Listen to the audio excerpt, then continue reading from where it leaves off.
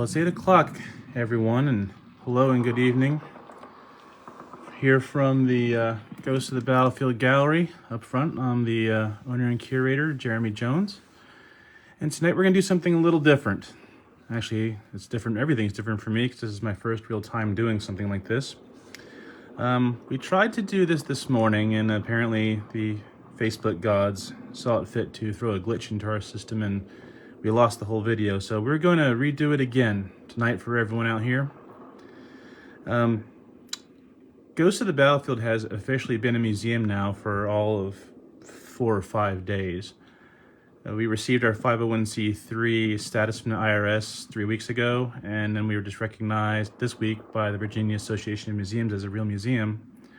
And since we started doing this online sections and started posting online and telling stories online, we started receiving a lot of things in the mail. One of the things that we received from a person who had no other idea what to do with it was this scrapbook. He did not know who it was from or any family lineage to it.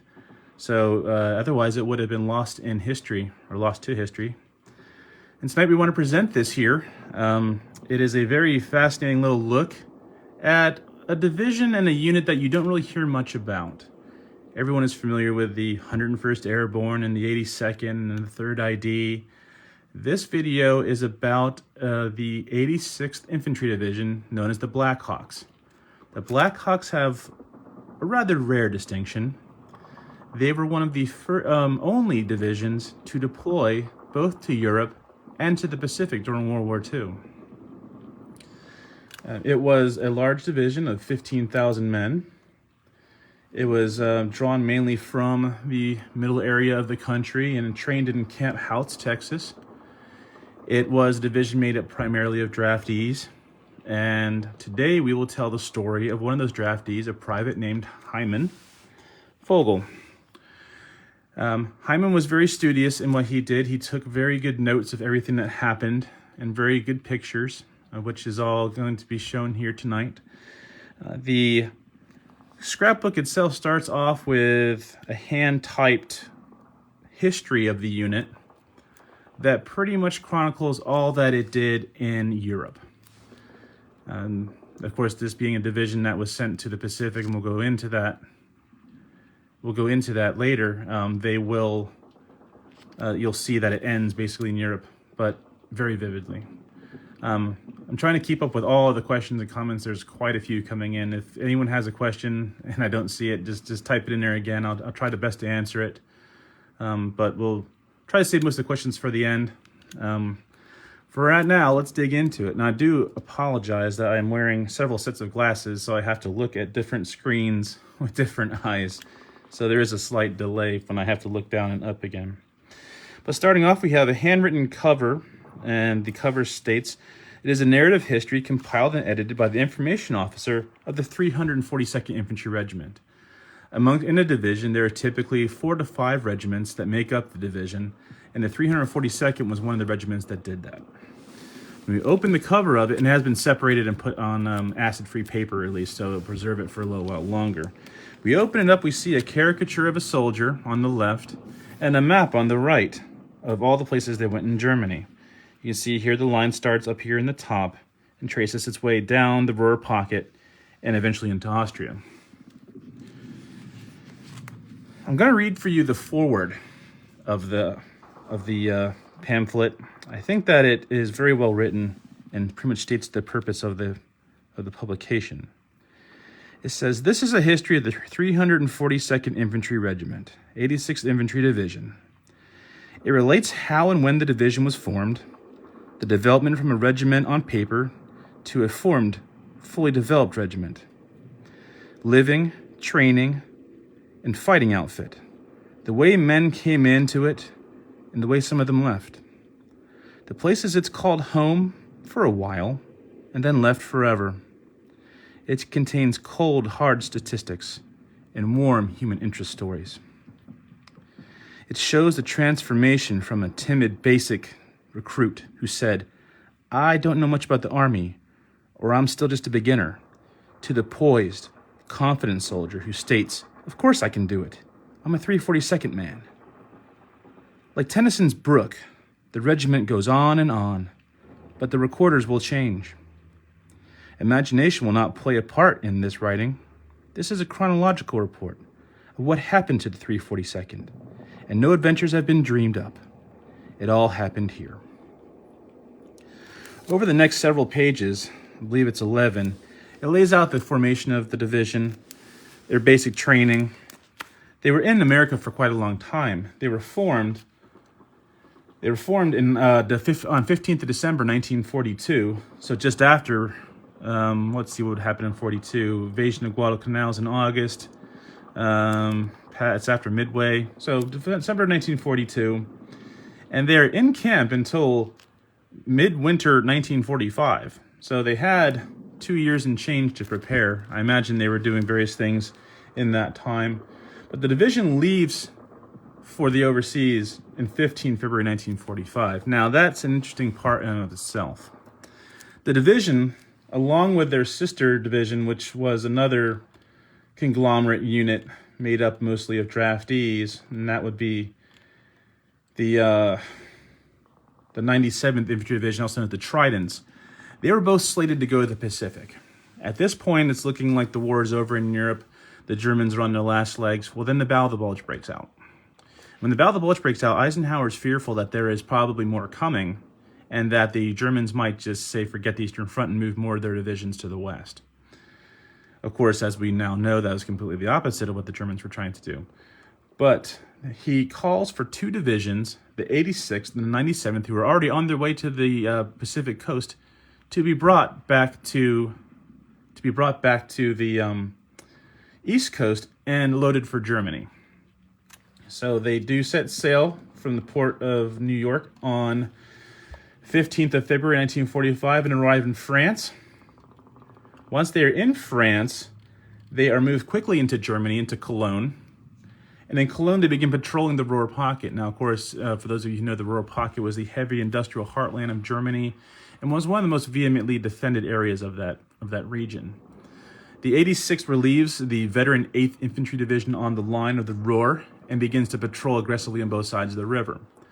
Now, at this point in the book, all of that is detailed, and we don't have the time to go into all of that, but it is here written out in painstaking detail, down to how they had all of their various officers, everyone who's in charge of various things, as contact reports. And if you go a little bit further over, here's an actual action report dated, what is the date on this?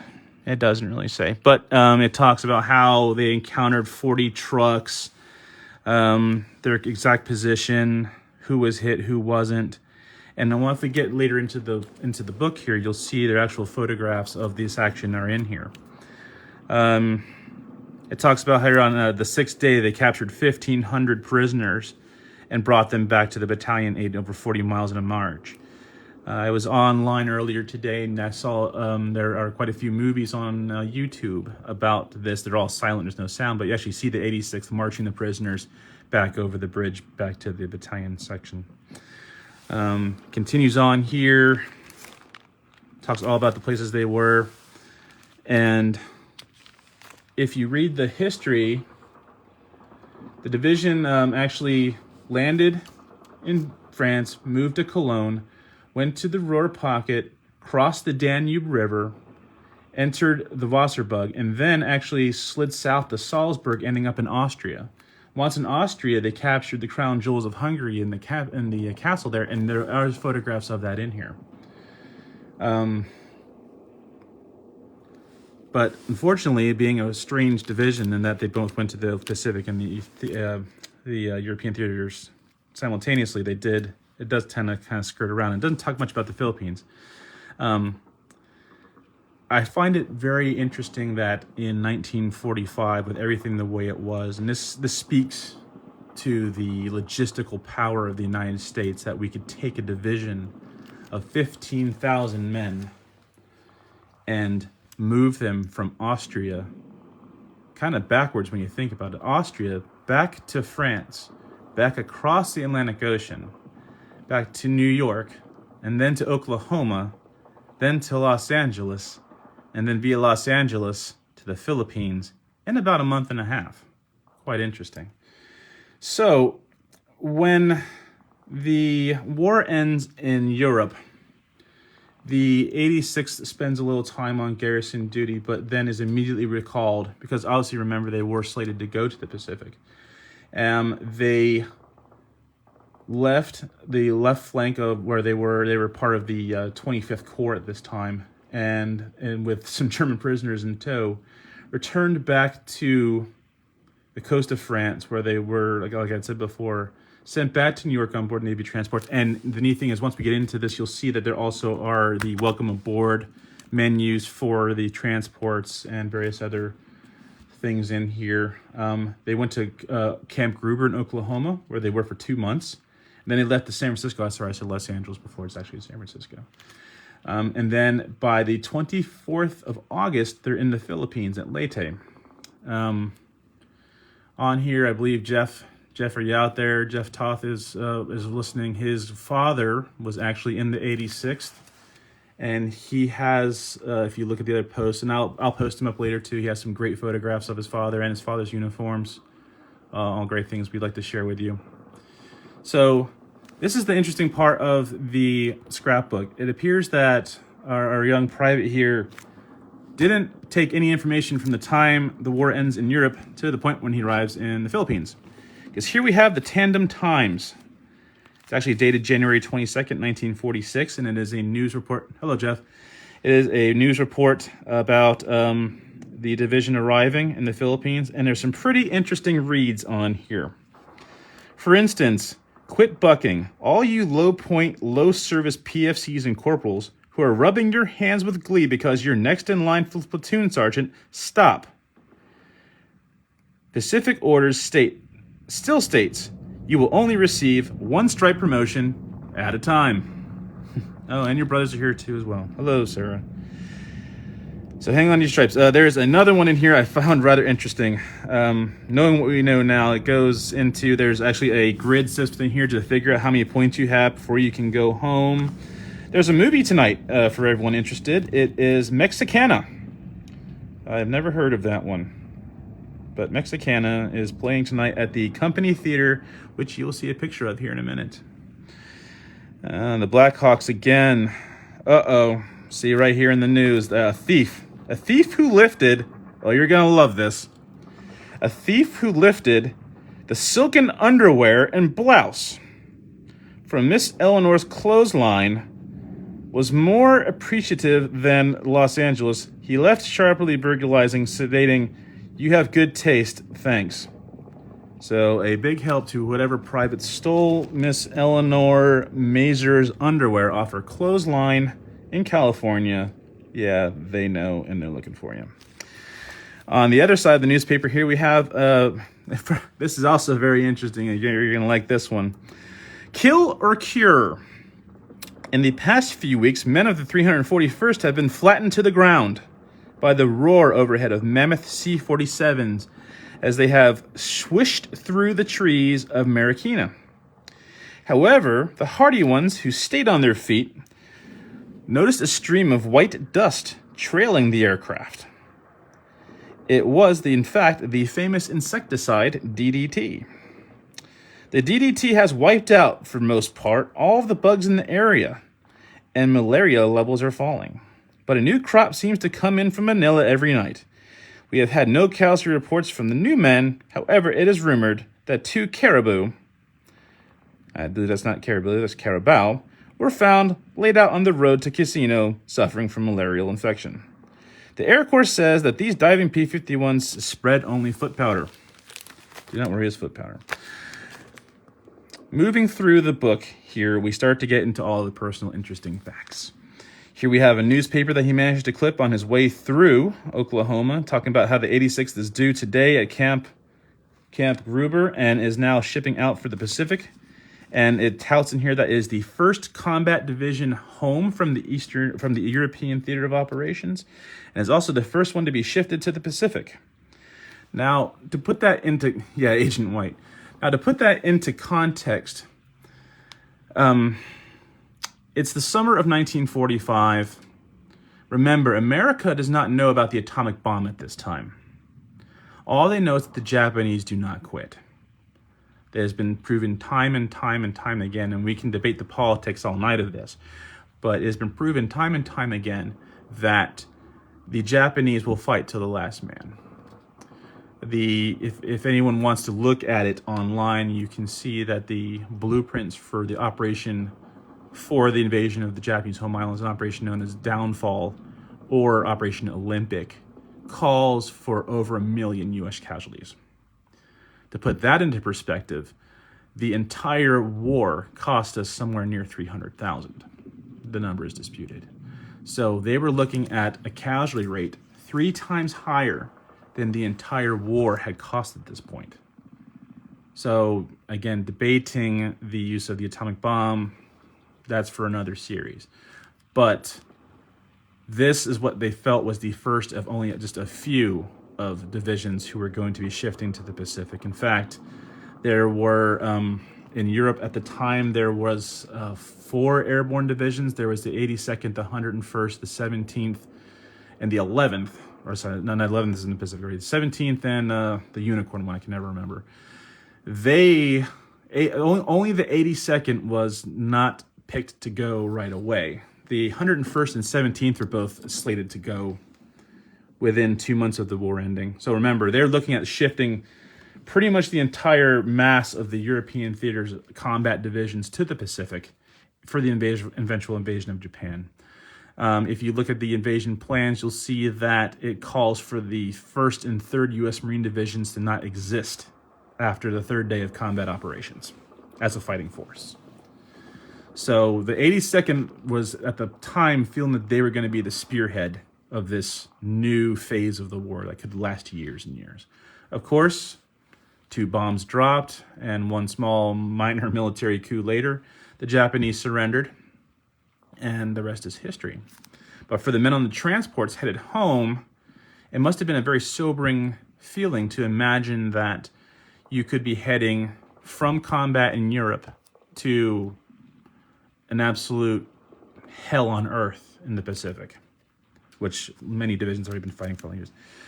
That never happens, and our young private here is saved from that. So what he does is that the war ends, obviously, he starts saving all of his documents. And in fact here, I cannot tell if this is hand-signed or not. It is bumpy, but it's probably signed by an aide, I'm hoping. You have a letter from Harry Truman, and it's addressed to Private Fogle, who says, to those of you who have answered the call, all your country, and served in its armed forces to bring about the total defeat of the enemy, I extend a heartfelt thanks of a grateful nation. Ironically, he said thanks, not thank you. As one of the nation's finest, you undertook the most severe task one can be called upon to perform. Because you demonstrated the fortitude, resourcefulness, and calm judgment necessary to carry out these tasks, we now look to you for leadership, an example in further exalting our country in peace. The White House, Harry Truman. He saved that letter, along with, we're going to get into his personal papers here. This is his honorable discharge. He was discharged on the 5th of April, 1946 from Camp Devens, Massachusetts. Now, Private Fogle was a northern man. He was a Connecticut man. I won't say Yankee, but Private Fogle was from Stamford, Connecticut. He was a high school graduate, and here are his service records. This is actually an amended pay allowance. He's looking for travel money home is what this is saying. He has his Xerox copy of his honorable discharge. Here's the back side of it. So what did Private Fogle do in the Army? He was a rifleman. He had a basic high school education. He was inducted on the 7th of October, 1943. And he entered into service on the 28th. So he was inducted on the 7th, and then he had 21 days or 3 weeks to say his goodbyes. And he arrived at this induction center in Fairfield, Connecticut. He was designated a 745 or a rifleman. He was qualified to fire both the M1 rifle and the M1 carbine. For his time in combat, he received the Combat Infantryman's Badge and the Central European Campaign Ribbon. That is his combat ribbon. His full ribbons read the Victory Medal. the European, African, Middle Eastern Theater Campaign Ribbon, the Good Conduct Medal, the Asiatic Pacific Theater Campaign Ribbon, American Theater Ribbon. Now, that is actually a rare uniform to find. In fact, Jeff, if you're out there and you can throw up the picture of your dad's uniform, or not send it to me, I'll post it later. You'll see his uniform does have the correct by-theater medals.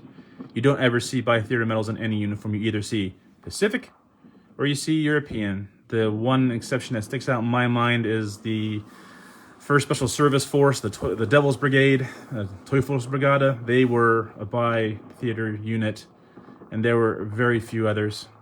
But the only divisions, of course, is the 86th en masse.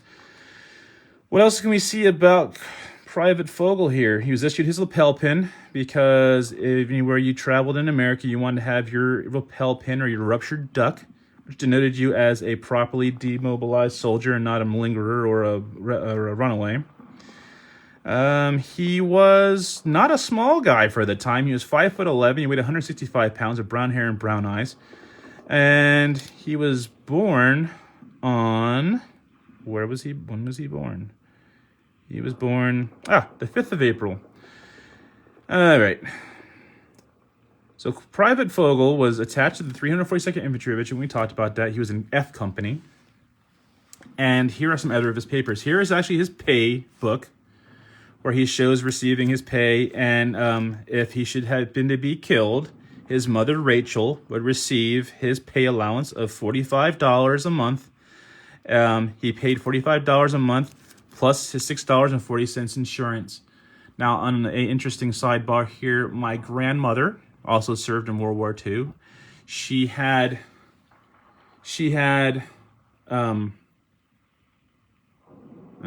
Wow, we have a bot on our feed. Interesting. Don't worry about the bot. She doesn't really think you're attractive.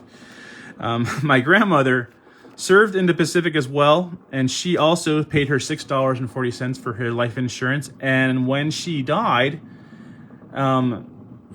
probably about 10 years ago now, I received from the government a check for $10,000 because she still had her GI life insurance. Another neat piece in here that some of the folks before were interested in was this. This is anti-fraternization. This is anti-fraternization booklet. So, when the war ended, you have a country full of attractive, single, blonde females, and an entire army of 6 or 8 million young Americans running around.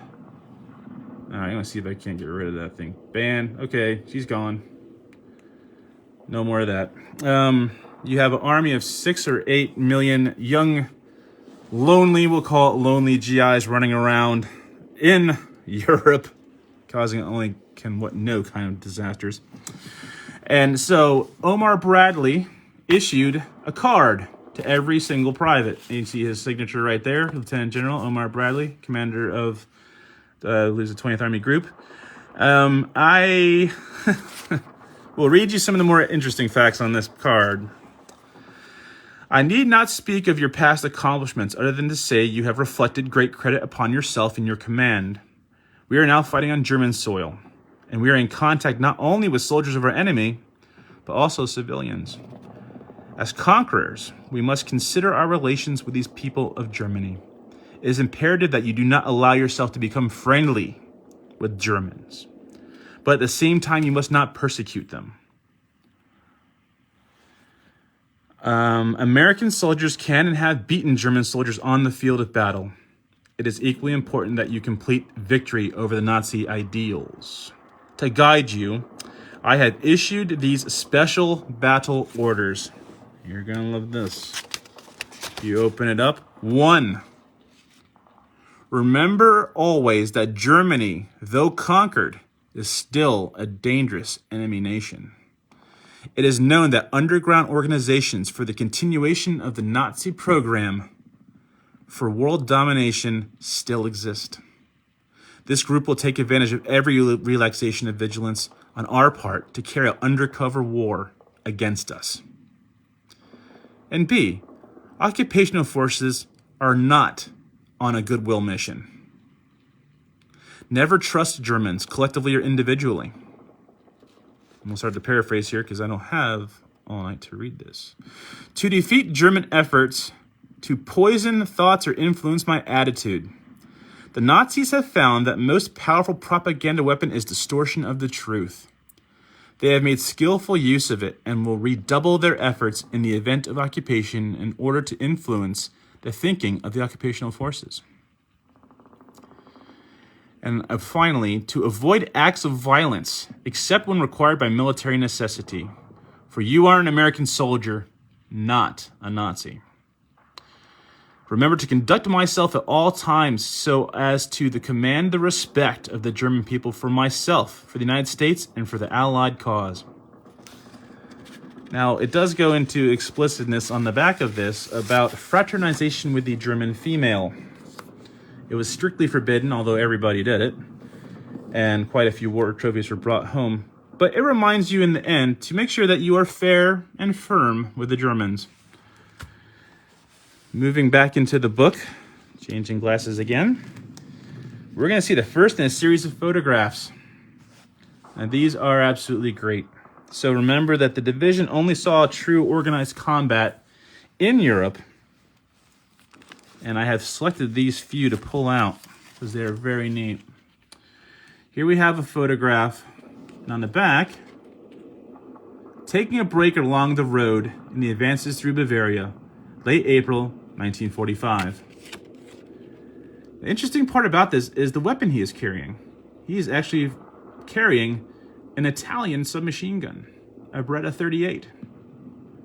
Now, it is known by me that the Germans, and the Volkssturm in particular, were issued a lot of Italian weapons, particularly the Carcano and the Beretta submachine gun, because they were captured en masse when when Italy capitulated.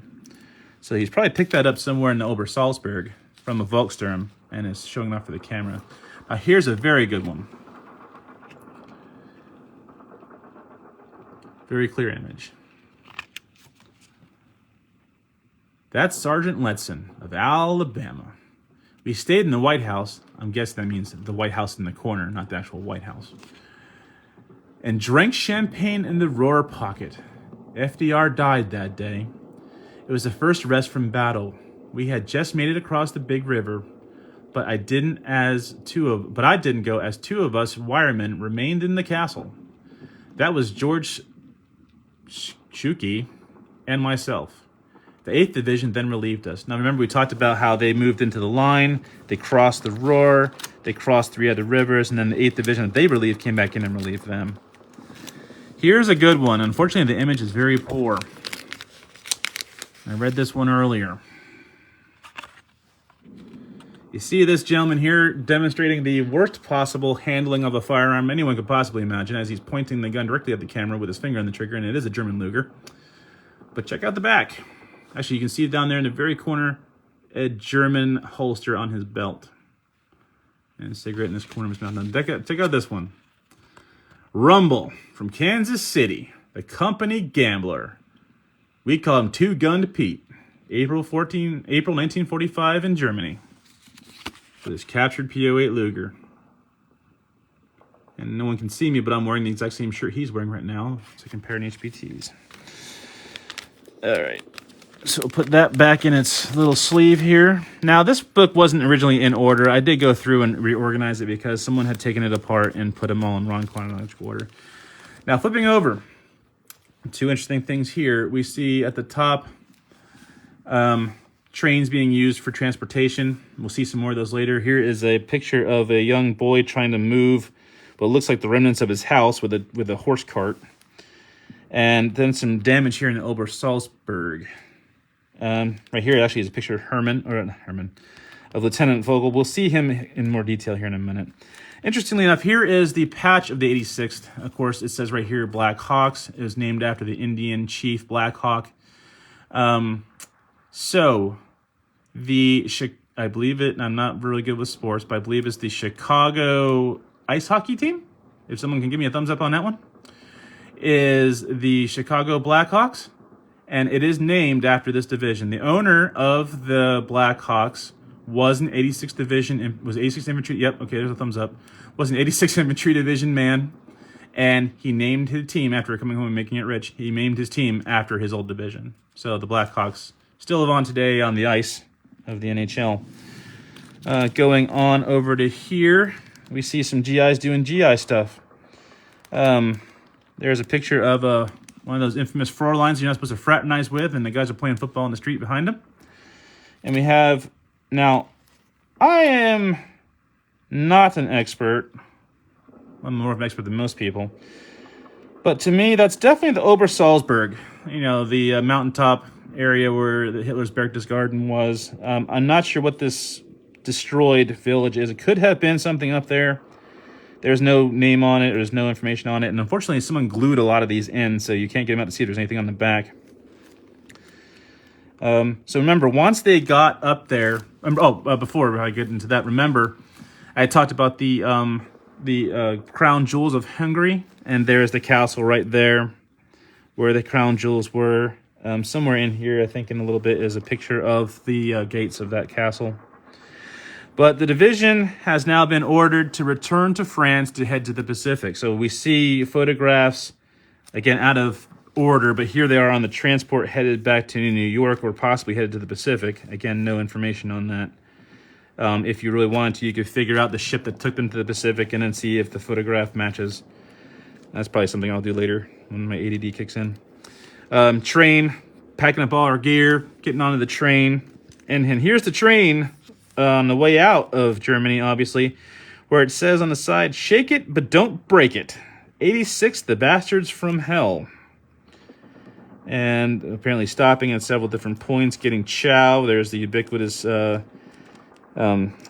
chow line with the mess tins, and it looks like, well, I hope it's mashed potatoes, but God, it's the army, it could be anything. Powdered eggs, something absolutely disgusting. Who knows? Creamed corn. A couple more shots of Germany, some more kids in a farm cart with an ox pulling it. And now, I'm not going to say the names out loud. We all know who they are. I think that maybe my saying the names out loud earlier had got me in trouble, and I'll put my finger over the logo. Yeah, thanks, Mom. Anyway, yeah, so anyway, we have some postcards, obviously liberated from someone's desk somewhere, and they are of, well, let's put them Third Reich playing cards. And, yeah, there's quite a few of these in here, a little bit of a war trophy, bring back situation. Oh, here's the train picture that I like. So here's some more.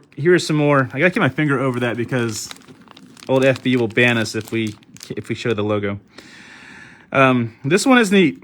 So this is some more graffiti on the side of the train. It says, "Belgium, France, Germany, and Austria, home to the USA and California bound. Girls, we are ready, willing, and able, we hope." So that's the coming back to get that out of there. All right. Man, there he is again. Oh, there's that logo again. Gotta keep that logo covered. All right. More pictures of the Elba Salzburg. Again, that really looks like, I'm sure that's a historical building there. I should probably look more into that. And we have, floor lines, you know, whole fraternization thing. A Jeep, old Uncle Schickelgruber there. All right, moving to the Pacific. So again, just like we saw with the rest of the book, he didn't really do anything about when they came back home into Oklahoma. If you scroll to the very back of the book, you'll see here is a pamphlet that says, "Welcome home, New York City." So this must have been when they came back from Europe and headed to New York first, because obviously they didn't go back to New York after coming home from the Pacific. Here he is. We finally have an image to go with the name. I'm not going to pull that out there because it's going to rip. But here he is. This must be after he either mustered out or is about to muster out. He is wearing his CIB in the picture. So that was definitely in the Pacific. And as we move into the Pacific, as I was informed before, there was quite a bit of confusion when they arrived in the Pacific. It's one of those standard problems of the Army not knowing what to do or how to do it. And the division showed up in the Philippines, and the people in the Philippines already were like, "What are you doing here? We have nowhere to put you." And so they just kind of dispersed them all over the place. One of the regiments, it doesn't say it's particularly as the 342nd, but I believe it might have been, was sent actually to Corregidor. Now, for those of you who don't know, Corregidor was the site of the rather humiliating defeat of the American forces in the Philippines in 1942. It was known as the Rock. It was a large American installation in the bay directly across from Bataan, the Bataan Peninsula. And they arrived there just in time to begin processing Japanese surrendered soldiers. They arrived there in Marikina, actually is what the name of where they landed, the Marikina, particularly from Lady Harbor. And they began just to perform standard occupation duty in the Philippines, and that meant patrolling, policing up stragglers. You have to remember the Japanese had soldiers on islands flung all the way across the 3,000 miles of the Pacific who, for all intent and purposes, didn't believe the war had ended. So you had all these stragglers here and there. So there's still a lot of danger to be had, even in rear areas. In fact, the official history online here states that although Japan had surrendered on September 2nd, 1945, that the division still had faced Japanese resistance. Sometimes up to, there's one instance right here of it almost over a year later. The division stayed in the Philippines until October 1946. And not only had trouble with the Japanese stragglers, but also the Huks, the Hukabalo Hap guerrillas, who, wanting to be free or whatever their reasoning was at the time, also attacked American troops.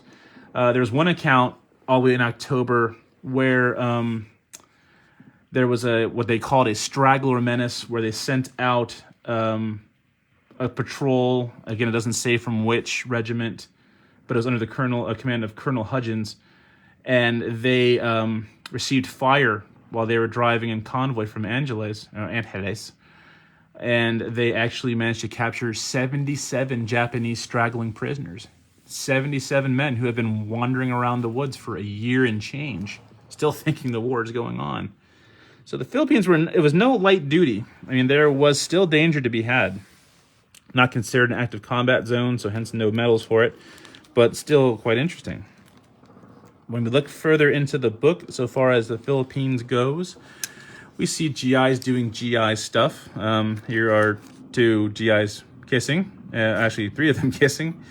It looks like the remnants of a camp after perhaps a storm had blown through. Moro fishermen, a beach. This upside down sign actually is quite interesting. It says good. It says good. What does it say? Glass change. Sorry. Oh, good fights tonight at Madison Square Garden, Luzon. Not the same Madison Square Garden you think of, but it's a four-side wall tent that has obviously been raised up to make it higher. Palm trees. I don't see any bathing beauties. Here is a picture that what they did for Christmas in 1945. They have a large Christmas tree decorated with who only knows what. We have two gentlemen here relieving themselves behind some bushes. Great photographic opportunity there. Again, we have our private right here and some of his friends. And then we have a picture of this is a neat picture here, actually. This is some of the old pop-up guns from Corregidor, the ones that we left there. Still there. I told you at one point there was a monkey. No, I didn't. There is a monkey. But the 86th can have the proud distinction of saying that they're probably one of the only divisions to play football in both the Pacific, the European, and American home fronts. And there was a movie theater, because remember we saw the movie theater, or what was playing that night? Anyone remember what it was? Mexicana. I have to go home and watch that movie now. It's probably going to be terrible. There was a pet monkey mascot, and here is a woman with a fruit salad on her head. There it is. Okay, over here is this beautiful outdoor movie theater they have made out of, I don't even know what they made that out of, but it's quite elaborate. And there's some, here we have a gentleman here with some kind of apparatus on his chest to resemble, and a grass skirt. Again, GIs being GIs. You gotta love GIs. Quiet, Gabe. No one wants to hear your opinion. Here we have an interesting photograph right here of the sunset over the Bataan Peninsula. Like I said, they were stationed in Corregidor. You can see an American ship actually there in the shadow of the... Actually, several American ships now I look at it. Here in the shadow of the rock of Corregidor. And we have some outdoor facilities here, some Listern bags. Boy, if you ever drank water out of a Listern bag, let me tell you, it is not fun. It tastes like... Probably... Imagine drinking the water out of your steam iron. It's probably what it tastes like. Pretty terrible. Remember saying they're an F company? Here is the F company sign, and again, their camp, which begins the sign goes from a little black and white painted thing to this larger one here. Is outdoor eating facility. Oh, back to the, yeah, here's my ADD moment. Back to the movie theater. Now, completely unrelated, but a rather interesting story again from my grandmother who was in the Pacific. She said that on the Marianas Island of Tinian, or it might have been Saipan, that they had a large outdoor movie theater there, and that it had been wrecked repeatedly by Japanese stragglers who would straggle into the movie theater while the movie was playing and steal food from the trash cans. One night they were there watching a movie. I forget which one she said it was, but a Japanese prisoner or Japanese straggler, malingerer, soldier, whatever you want to call him, actually ran through the middle of the movie theater and was shot dead by two MPs as they were in pursuit behind him. First time Sheriff Slam gets shot, not the last. Here we have some pictures of, I'd say it's probably the port facilities down at Lady. There's a large 86th Infantry Division sign. Here is the monkey again, because everyone needs a monkey. Haven't you always wanted a monkey? And some more photographs of him in various poses, various uniforms. Again, I can't remove some of these. This one is glued in here. This is clearly Germany, and this is neat. This is one of the better photographs, actually, of the collection. Remember when I said that they had returned from the front with... oh, quite a few German prisoners. What was it, 1,500 or so? Well, here is a photograph of the convoy of the prisoners as they are returning from the front in the rear pocket back to France. Now, these are the lucky ones. These are lucky German prisoners as they have surrendered to the Americans and are probably more than likely guaranteed to be continue on living. Here we have another photograph. Again, if you come to the gallery here, we're going to attempt to make something like this with the palm fronds. I'm guessing this is probably the chow hall here, as everyone... Well, I don't see anyone carrying it. Yeah, they still have their mess tins. So this is definitely the chow hall. And we're going to make something like this here on the one side to demonstrate the PTO. So at the end of the book,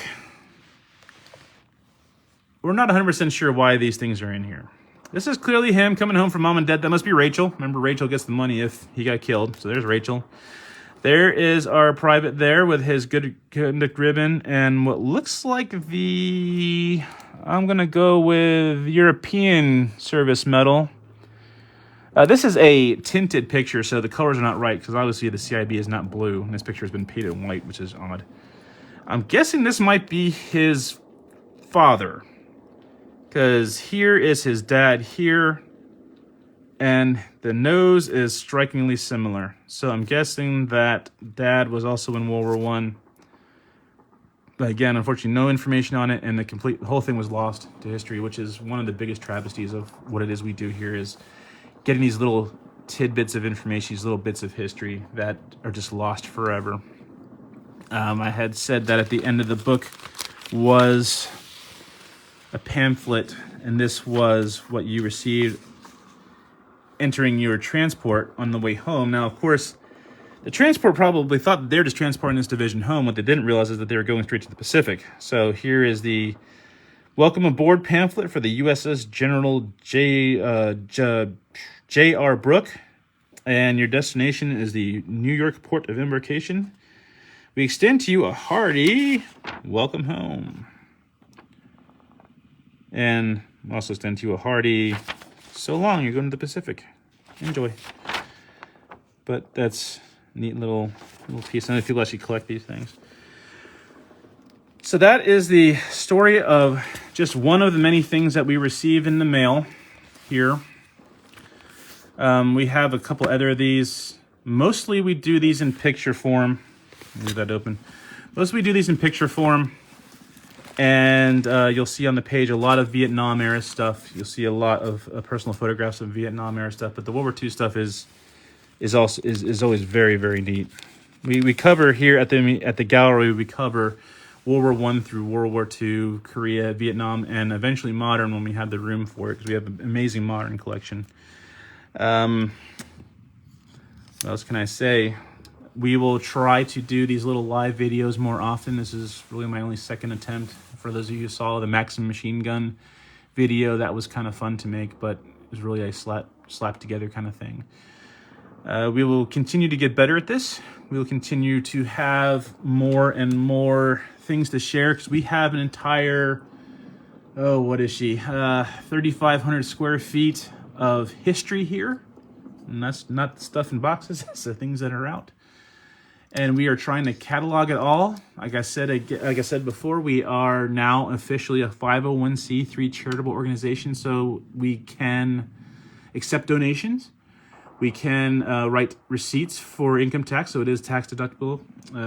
We have a PayPal account. We will soon be on Patreon. We will soon have our donate buttons here on Facebook. We are monetized on Facebook, although there has been some concern about the varying prices on that. Bob, if you're out there, I know you're concerned about it too. If you are so inclined, you can hit me up on the page with any stories you want to share, photographs. I know, like I said, Jeffy just texted on there. Will any of these images in the album be scanned and posted to Facebook later? I will do my best. Again, a lot of them are glued into the book, unfortunately.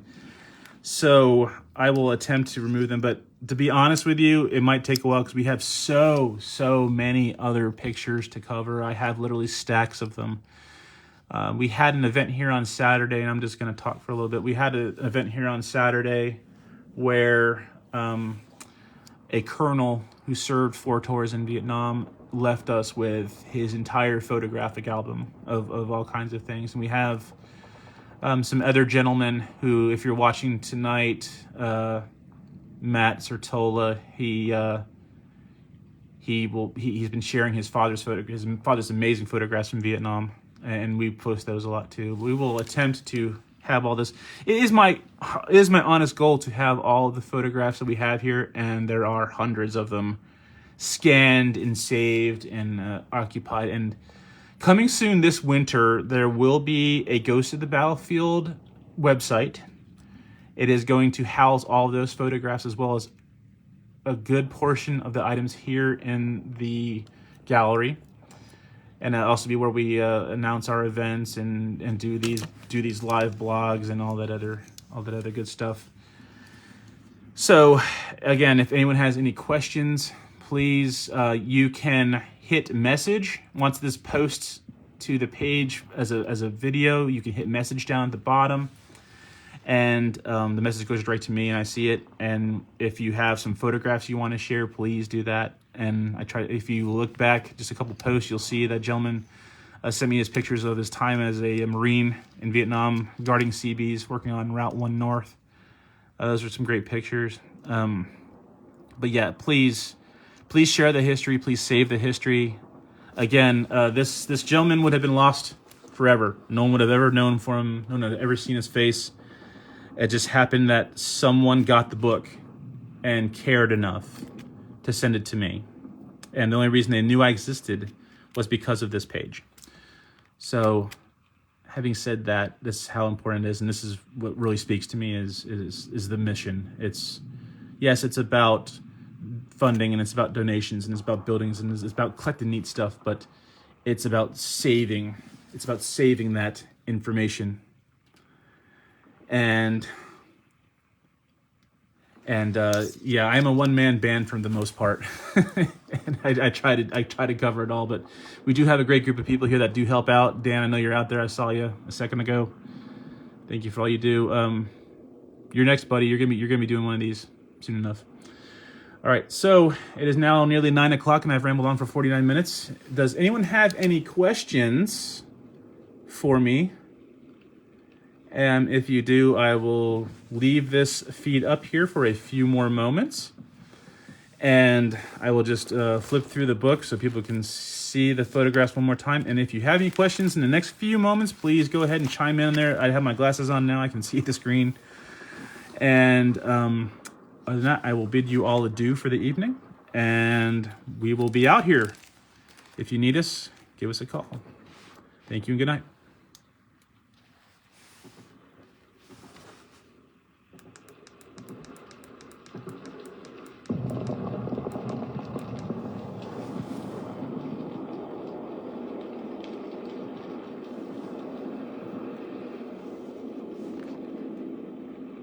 Yes, Lisa, lest we forget, for we'll be doomed to repeat it.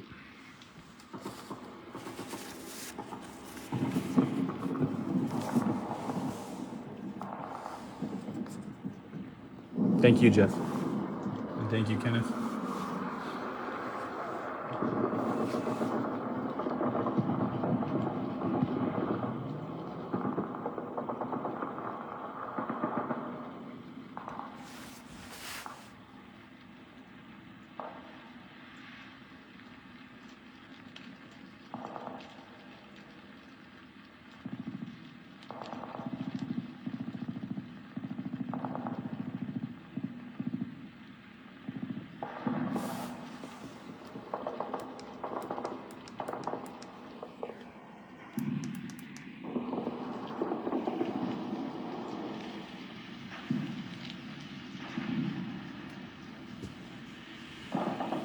Thank you, Katie.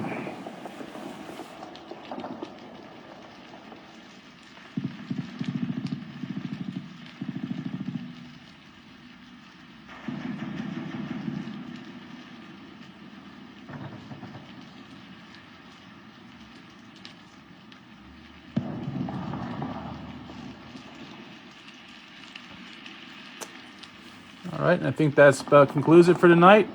Thank you all those who came and listened to me talk. And I will see you all again next time. And thank you for your words of praise. And this is me, Jeremy Jones, signing off from the Ghost of the Battlefield studio here in wonderful Virginia Beach. Thank you and have a good night.